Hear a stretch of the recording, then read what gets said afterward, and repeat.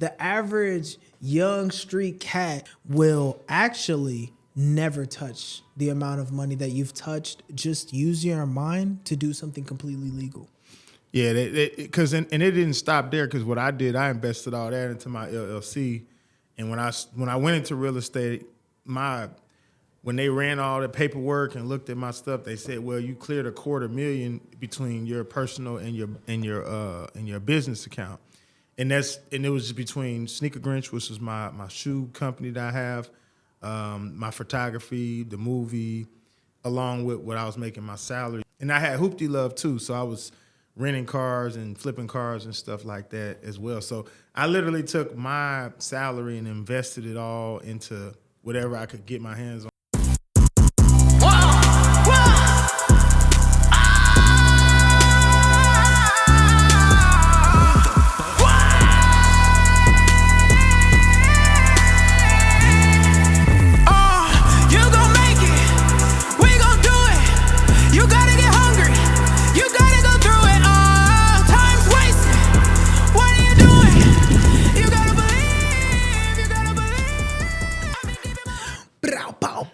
Hey, yo, it's the Rise and Royalty Podcast, the greatest podcast in the 317, powered by Numbers Media. Introduce yourself, boss. What's happening, everybody? Komputer Love. I'm an inspiring artist, entrepreneur. I've dibbled and dabbled in a little bit of real estate. I'm award-winning cinematographer. I've done film for a couple of years, and I've been doing a lot of different things in the community. Lately, I just been focusing on the music, but before then, I was a teacher. I was doing a lot of class items, had a computer class, and then, I do my other stuff outside of that. But for the most part, I just dropped the album yesterday, No Love Lost. You can catch that on all platforms. So yeah, and then I'm a father, full-time father, 2 kids. Bro, that's tough. That's tough. That's beautiful already. You know what I'm saying? You moving. You applying pressure in a way that I feel like a lot of my generation needs to hear, you feel me? We're going to jump right into it. Bro, I've been waiting to wear this hat for so long, I swear to God. That hat kind of hard, though. Look, what were your hardships in early childhood? Like, break it down for us. When I say early childhood, I mean, like, bro, 6. Like, the second you, felt the tingling of individuality, like, what were your hardships? I feel like a lot of my hardships in childhood were, my parents were military, so I grew up on, like, military bases. And we moved a lot. I think we moved probably 6 times in 3 years. And then after that, it was right back into the, United States. So like when I was 6 years old, we lived in Texas. We ended up moving to Germany, and my parents had 2, terms there. So we lived in like Frankfurt, Hanau, Wiesbaden, and all these different places. And dang, she got a bad ass. He's devious. How you doing? But just going through that, I had to learn a foreign language at an early age, which was easier because, you're not really, I think I would tell everybody if you can teach your children to learn a foreign language. See, that's early. what's up. I was just about to ask you that if you had to learn any languages, moving around in so many different places, especially a place like Texas, what most people don't know. If you have never traveled there, it is primarily, Hispanic. So it's like you have to know something. Yeah. Yo necesitas. Entiendo muchas español. Estos noches, tequila, anejo, reposado, yeah. Yeah.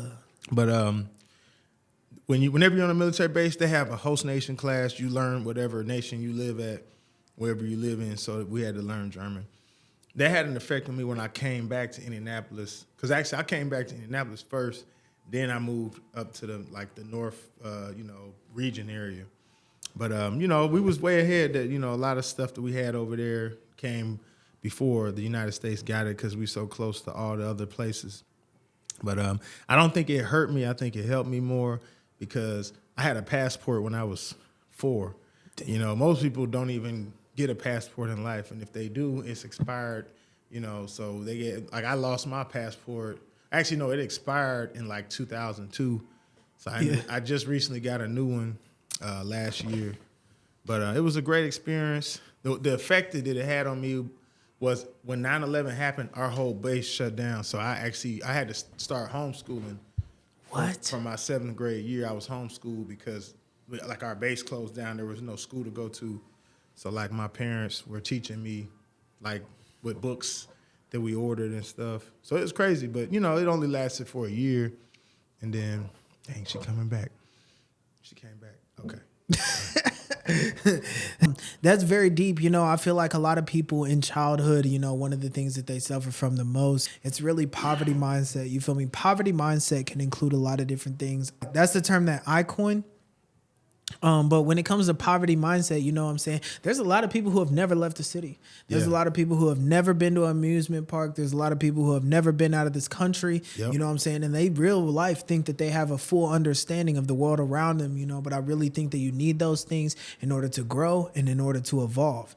Those things can't happen, you know what I'm saying, unless you see all of humanity. If you just look at the propaganda, if you just look at whatever somebody puts in front of your face, that might not be all of humanity. But the second that you go out there and you see it for yourself, if you ain't never been to Disney World, you know what I'm saying, you don't know what magic there is out there. Yeah, for real. So I think that that's a buck. Moving forward. So we talked about your early childhood. You kind of broke that down for us. Now, what did you struggle with most as a teenager? Like, I would say not necessarily fitting in, but like not fitting in. Like, I didn't want to do what everybody else was doing. You feel me? Like, I didn't want to just play sports and go to school. Like, I was at home, like I was taking apart Xboxes and figuring out how to make the games and how to, mod the systems. That was what I did in high school. I had a job, I didn't want to just, go get on the football team and go play basketball. And for those who don't know, because you can't see it because the cameras or whatever, he's a tall man. So it's like you would think like basketball, football, like these are the things that he would be a part of. Mm-hmm. Continue, I'm sorry. And in reality, my mom told me that she didn't want me to play football. So I was like, all right. So I ended up getting 2 jobs, stacking up money, buying a car, and then, just working on my whole tech stuff. That's hence the name Computer Love. That comes from like, when I went to college and pledged Kappa, like I was going to school for computers, and I was like the computer dude on campus. I fixed laptops and Xboxes and shit. Made a lot of money doing it, but in reality, it was more so because I had been doing it already since middle school and high school. By the time I was in high school, I had already like known what I was going to go to school for, and I knew what I wanted to do in my career. As my boy Ollie would say, was goody. I'm not sure if y'all tapped in yet, but this is a City Flooders hat. If you want your logo, your brand, you got a cup, you got a chain, you got a hat, you got a shirt, just go ahead and reach out to me in the comments below, or you can hit my inbox. Peace. Well, I'm glad that you brought it up because we're about to move into one of my final questions, actually. What hard lessons did you learn in adulthood? So what I'm hearing now is you were pretty well seasoned in your profession. You knew who you wanted to be, early on, sometime between adolescence and into teenage years. You had kind of already made a name for yourself in a bunch of different ways. To be clear, you are an artist.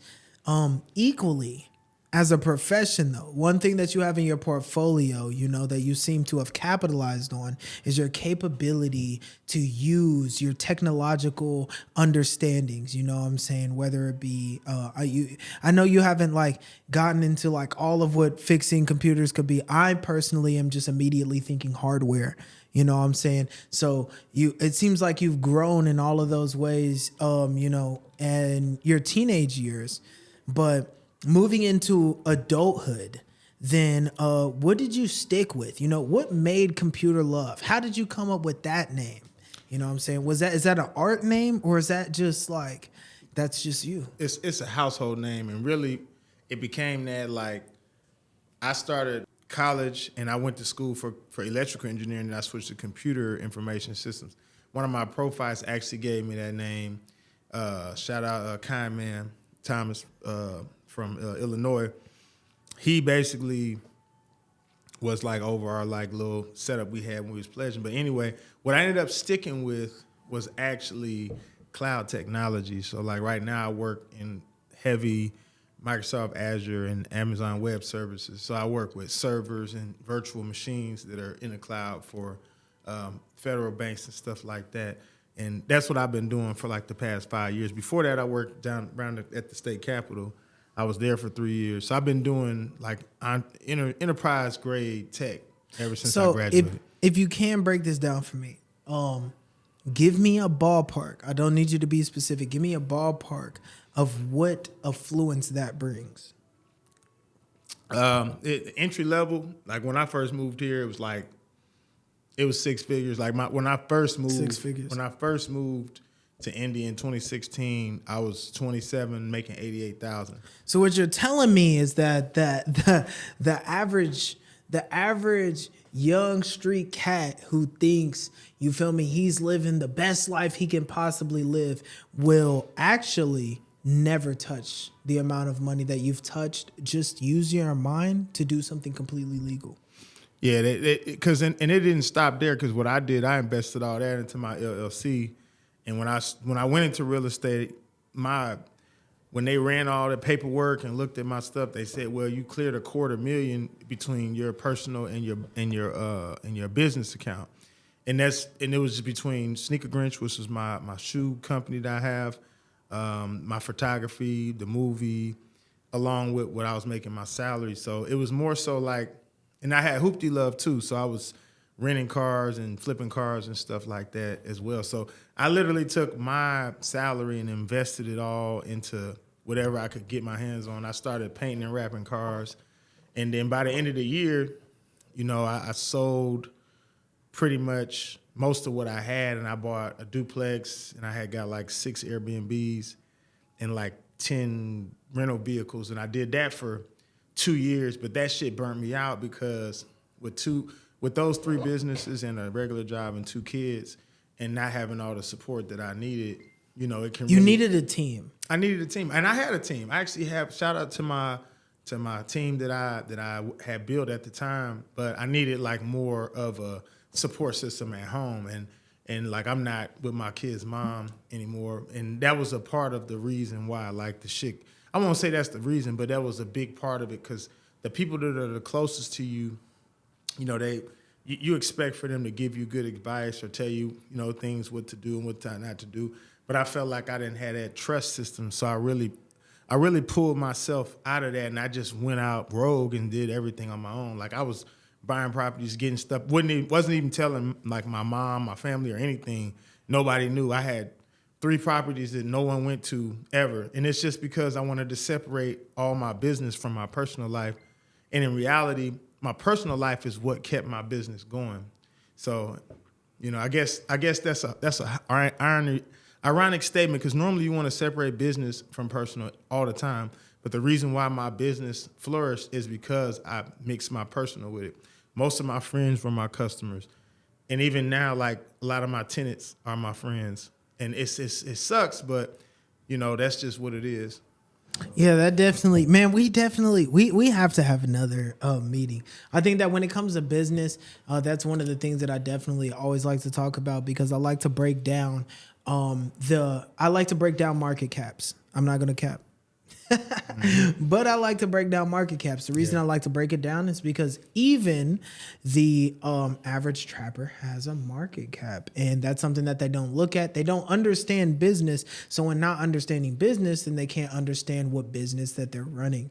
You know what I'm saying? Even Andrew Tate said that because there's no taxes, then essentially dealing in any way, shape, or form in an illegal way, then it actually has the most affluence because you're not losing a lot, you know, just on taxes.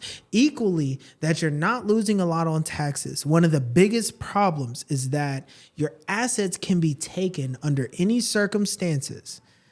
It only takes one mistake to lose every single asset that you ever incurred over the time that you were focusing on that business, you know? So I really do like how you've kind of broke down that it's like, look, this is a black man here. My generation and my people, we all think the same.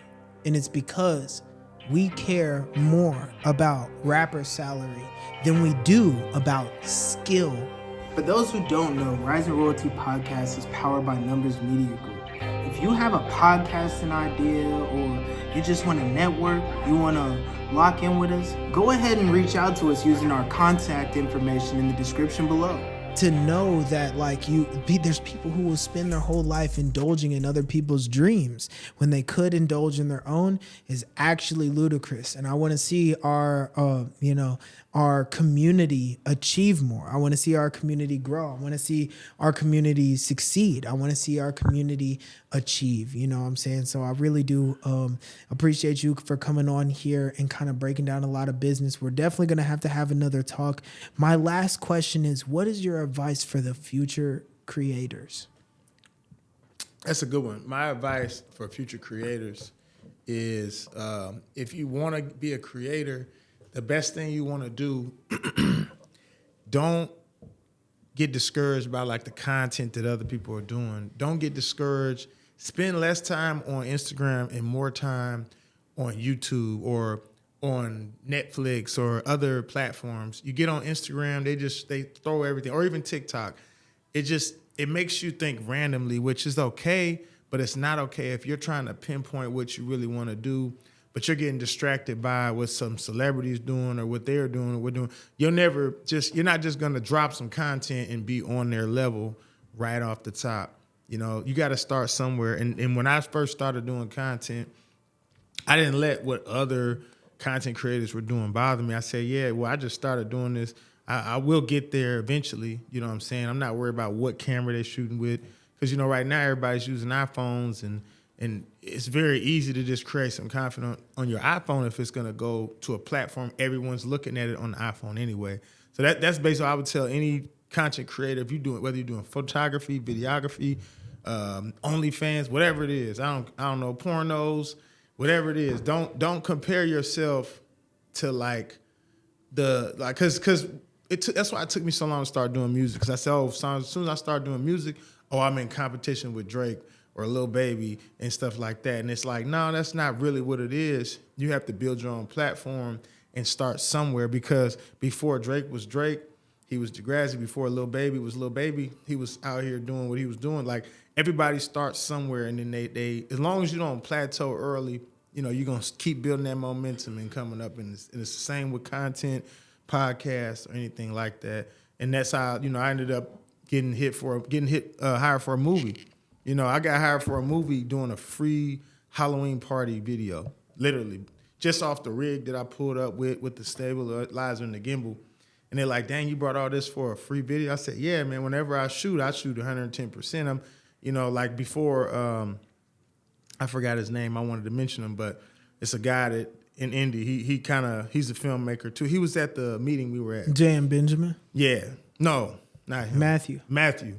The level of stuff and tech and equipment he had, that's how I used to be. OP, bro. Yeah. OP. That's how I used to be. I would pull up for a 15-second video with the drone, the tank, all the just shit. They'd just be like, wow, is this going to be extra? I'm like, nah, this is just, I want to be prepared, for fashion show and stuff like that. So in reality, just always put your best foot forward. And, you can never be more over prepared. If anything, you're always under prepared. So yeah, just don't let your own mind sink you out of doing your shit. Don't let what people say. Don't even listen to people. It's about you being happy at the end of the day. A lot of people are trying to please other people and follow other people's dreams and make those people happy. And I realized that too. I never really wanted to do real estate. I actually just wanted to sell cars, rap cars, and maybe do music and videos. I ended up getting into real estate just because everybody was doing it, and it made a couple people happy, and that's what they needed at the time. So looking back at that, it was an early entry into it. I would have eventually got into it, but I would have did it totally different if it was me going into it. So, well, that's real. I mean, I've been wondering when, a gentleman of your magnitude would be, renting out a Corvette, you know what I'm saying? So then a guy like me who's shooting videos could promote that service and then split the profits 50-50. Oh, yeah. Yeah, I mean, I've been looking at some Corvettes, man. I'm really just waiting on the prices to drop down because ever since they put that C9 out there in the body style, the Gallardo body is crazy. Ever since they put that out, I think it's the chassis. I think that the chassis is Gallardo chassis. Yeah, and ever since they put that out, it was like, yeah, I definitely wanted to get one of those. But it's like, it's not even Indianapolis. It's just Indiana is really not a good rental space for it. If I got that, I would want to be in a more flat, less tore up road area. You know, I would have to, because I would want to rent it out year round. So we had a Corvette with the Lambo doors on it. It was like a C8. It was a C8. It was like a 29. This was back in 2019 actually. So at the time it was new. You feel me? We took some. We had it. Was but I was with my guy John, and I don't know where we was going, but we was going fast. We was going real fast. And like we I guess we hit a pothole, and the pothole was so bad, like we damn near went airborne in it. Whoa. And, you know what I'm saying? And like he from Chicago, so like we all used to potholes, but it's like in Indy when they get potholes, they act like they don't know how to fix them. Telling you. They act like, oh, they're supposed to be there. It's like, no, these need to get fixed. So yeah, that's another reason, like for those type of sports cars, you see them. But when you see them, you don't see a lot of rentals out here. Like, it's just really hard. Well, I'll tell you what. Maybe this is a better place for something like a G-Wagon. You know what I'm saying? And it still meets the requirements for a tax write-off. Yep. Equally, if we were to invest in such a thing, you know what I'm saying? I bought two G-Wagons. I bought my first G-Wagon in 2020. It was a silver AMG G63. It was on Turo for a year, and it was getting rented out a lot. But I really stopped renting it when I started driving it more. My kids loved it, and then I got a newer one the next year. I got the regular G550. Well, tell me, keep it a buck. Okay, so like after the microchips, most people don't know this, you know what I'm saying? But there was a time that the microchips that were actually used in the G-Wagons, then they were on short order due to all of the problems that were happening in Silicon Valley. During that time, did they reach out to you to buy it back? Because you know what? I heard a few people, they were offering outrageous prices to buy back the G-Wagon. So it depends on what years. Because the first one I got was older. The second one I got was 10 years newer, but it's still, I don't think it was in that area of where they had those issues. Because I went to go get a brand new one, and they said there was a waiting list. Yeah. And they like the price was like $120, and then they had the G63s for like $150, and I was like, all right, well, how much the note gonna be? They're like $2,500. I said, man, y'all crazy, but you could make that on the Turo platform just by renting it out 5 times a month. You could charge $600 plus whatever, and you could actually rent that out, and you can get that back from what it is. So like now, I think it's more so of finding a caliber for it. Actually, a G-Wagon is a good rental vehicle for this atmosphere. The only problem with it is people still can't afford it. Like as far as the renting, like I had people that rented it for weddings, music video shoots, stuff like that, and they would actually be messing it up. Like I had somebody that dented my hood, they did smoke in it, they'd leave stuff. It was just kind of crazy. So it got to that point where, the fees were really keeping it alive, because it was like a $1,500 fee for damages, in which, that wouldn't cost as much every time. But we did that like straight for 3 years. And in those 3 years, my best rented vehicle was actually my Porsche Panamera. That got rented way more. I had people that rented it and drove it all the way to Cali, all the way to Vegas and Cali. They racked up a $3,000 bill on mileage. Dang. Which was crazy. I'm telling you, like there's definitely, like I said, there's definitely a lot we got to talk about. There's definitely a lot we got to talk about. There's definitely a lot we got to go over. Needless to say, I appreciate you for coming out. We definitely going to have a part 2. You know, because I think that you really have a lot of knowledge that these young men need to hear. You know what I'm saying? I want everybody to be able to hear the kind of things that, you know, you're talking about, the vernacular, the eloquence, you know what I'm saying, in your speech and all of that. Because it's like a lot of times, one of the things that I dislike the most is the fact that people consider eloquence as talking white. So essentially by saying that, then they're saying that black people talk dumb. They're saying that we can't speak. They're saying that we don't know how to use words or articulate ourselves. And to even do so is demeaning. You know, they try and alienate us or ostracize us for the things that we are capable of doing as businessmen. So I definitely thank you for coming on here. On Rising Royalty Podcast, family, it's been a blessing, and I really do hope the best, you know, in your business ventures, and I hope that we get to have another discussion. Definitely, man. I appreciate y'all having me.